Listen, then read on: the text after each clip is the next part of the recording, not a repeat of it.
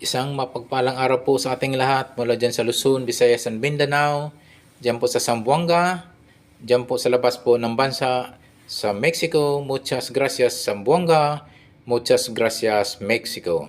Bago pa ko magpatuloy sa pagdikod o sa pag-analisa sa napakaganda pong treasure marker po na ito yung hugis turtle o hugis pagong po ng ating cottage po mula dyan sa Cebu City. Thank you so much for trusting me sa pag-analisa po o sa inyong pinadalang treasure marking sign and symbols KTH. Okay po. Ako muna ay magpapasalamat mo ng maraming salamat po sa mga aking subscriber, sa aking mga followers at mga bagong subscriber at mga bagong followers na rin at viewers po at mga bagong viewers na rin mga katiis. Okay po, ang aking pong YouTube channel po ay more on decoding and analyzing sa mga treasure symbols, treasure sign, and treasure markers katiis. Yun po yung aking talaga pong tema po ng aking YouTube channel. Ito po ay bagamat napakaliit lamang po, nag-umpisa pa po. At I hope po na ito'y mag-grow, ito'y lalaki po. Sa inyong tulong po mga katits, alam ko po, hindi niyo ako pabayaan sa aking YouTube channel upang mag-grow ito mga katits. Okay po, at maraming pong nagtatanong kung saan po pwedeng ipadala po yung mga treasure marker, signs and symbols na gusto nyo ipadikod, ipa-analisa. Pwede nyo po ipadala po sa akin sa Facebook page, Alejandro Sanchez.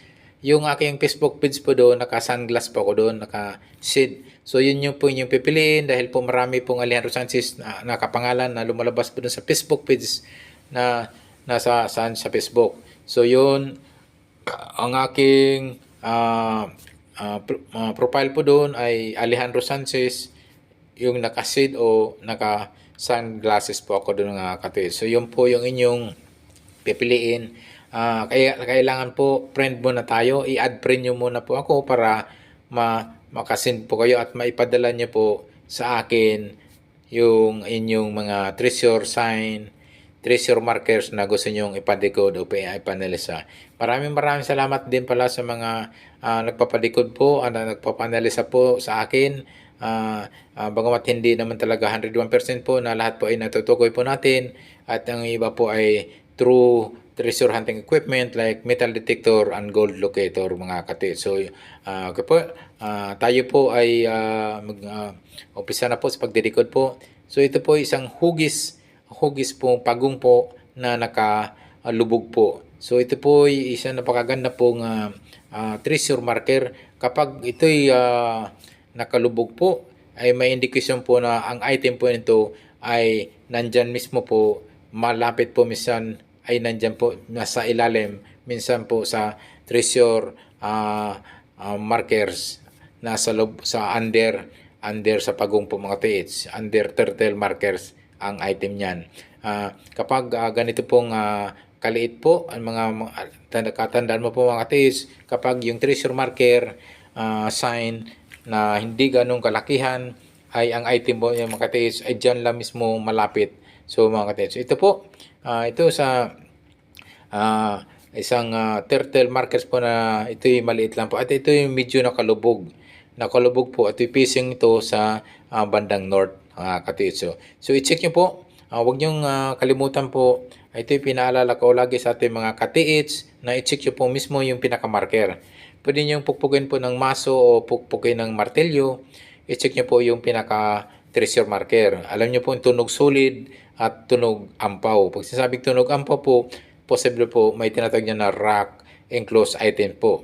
Na ito ko, papansin ko po, medyo naka-usli po yung likod ng turtle o pagong ship to mga katiits. So yun po ay isa po sa napakaganda, legit pong item po yan at isa napakaganda pong treasure marker yan ang pagong kasi nga marami po na nakahits na po sa pagong na ating mga katiits po at ito'y mga raming giveaways na po na kakuha po mga katiits. Okay po, pag ganito pong mga treasure marker ay mayroon niyang tinatawag na mga coordinated sign, coordinated markers po mga katiits. So, tingnan niyo po mga katiits kasi nga baka mayroon po itong counter sign or counter markers na hindi ganong kalayuan sa kanyang kinalalagyan mga katiits. So, sabi ko nga mga katiits, yung unang-una, i-detect niyo po mismo yung katawan po ng pagong. Pwede niyo pukpukin po ng maso, yung martilyo yung pinakakatawan. At pwede yung daanan po ng metal detector or gold locator. Baka po mayroon po tayo madetect dyan o may masaga po yung mismo sa turtle, under turtle mga katiits. So, yung ibang senaryo po mga katiits, yung apat na sulok po tulad po ng north, south, west and east. So, tingnan nyo po yan. At posible po may mga counter sign, may mga coordinated markers. Ang pagong kasi mga katiits ay napaganda po ay treasure markers yan. So mayroon pang nakakuha po natin katiits na pagong din po yung markers, yes mga katiits. Mayroon siyang mayroon po nakakuha noon na mayroon siyang isang pagong pa na medyo may kaliitan po na ito ang layo niya po ay nasa mga 5 meters lang po ang layo. So, tingnan niyo po yung apat na sulok po. Baka mayroon niyang counter sign. Baka mayroong hugis pagong din yan na di gaanong kalakihan di tulad nitong pinaka-markers.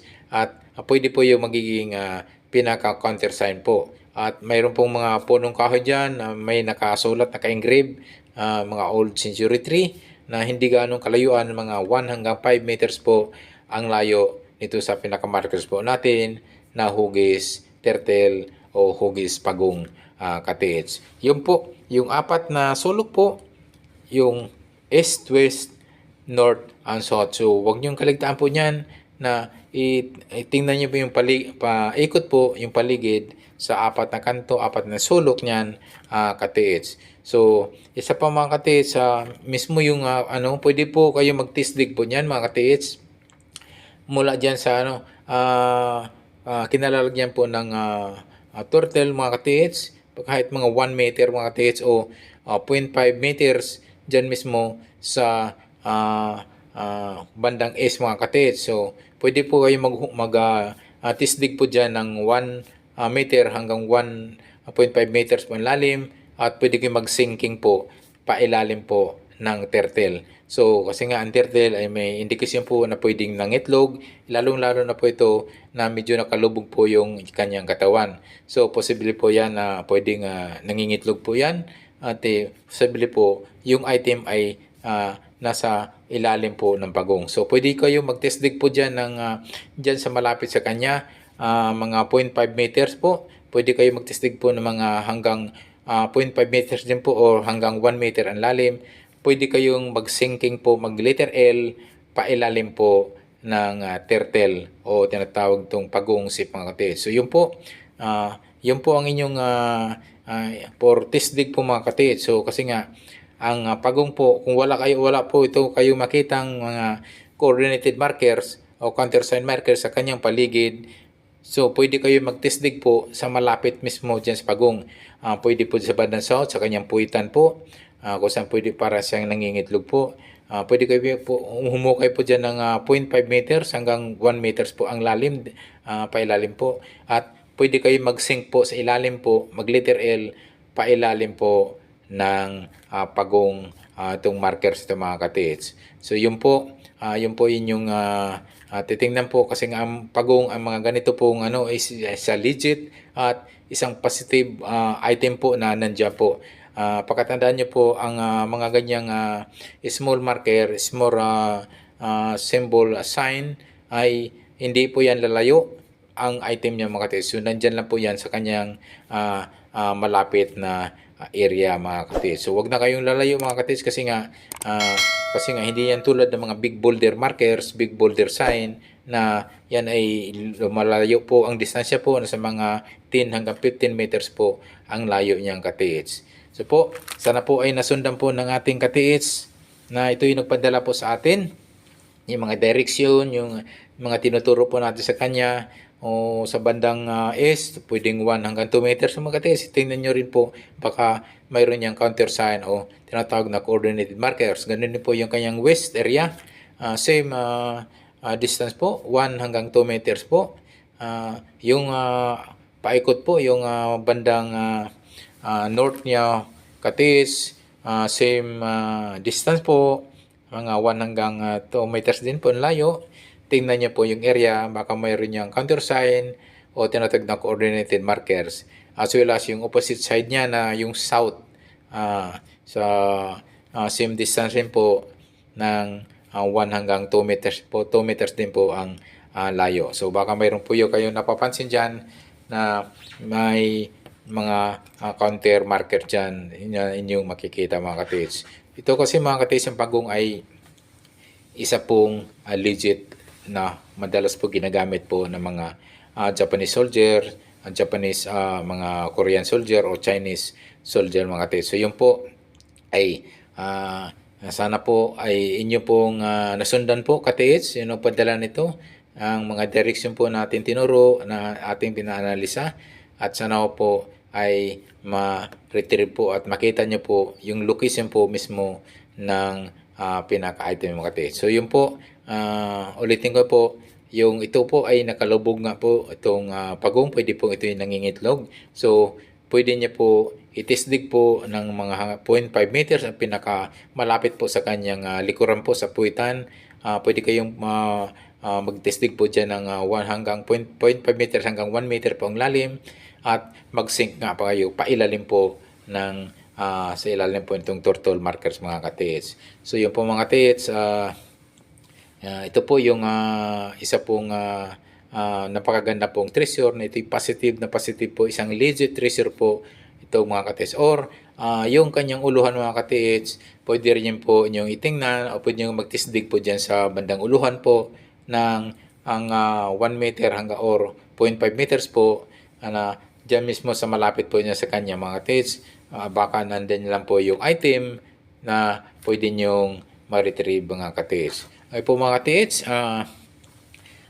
thank you so much sa mga viewers po natin, mga bagong viewers, mga bagong subscriber, at mga bagong supporter sa walang sawang pagsubaybay po. Bagamat ito ay napakaliit pa lamang ng aking YouTube channel, at ako po humingi po ng tulong po sa inyo na please help me to grow my small channel. Na aking tema dito po ay yung mga treasure symbols, treasure sign, and treasure markers katids. Harinawa po ay tayong tulungan po may kapal at tayo makahis na po mga katids. Dyan sa Luzon, Visayas, and Mindanao, at dyan po sa labas po ng bansa. Sana po yung ating mga ninanais sa mga treasure item po ay atin ang makukuha po at natin ang ma-retrieve po sa tulong po ng ating poong may kapal. So yun po mga katids, ako po ay muling nagpapasalamat po sa inyo sa walang sawang pagsuporta, pagsubaybay po sa aking YouTube channel. Yung mga bago pa lang mga katids sa aking YouTube channel, favor lang po, baka pwede naman po, please don't forget to subscribe, and also don't forget to hit the notification bell button para updated po kayo sa aking mga video pang ipapalabas. Muli, maraming salamat po talaga sa inyo, mga subscriber, bagong subscriber, mga followers, mga bagong followers, at mga bagong viewers na rin mga katids. Maraming salamat po. God bless us always, ang mga katids.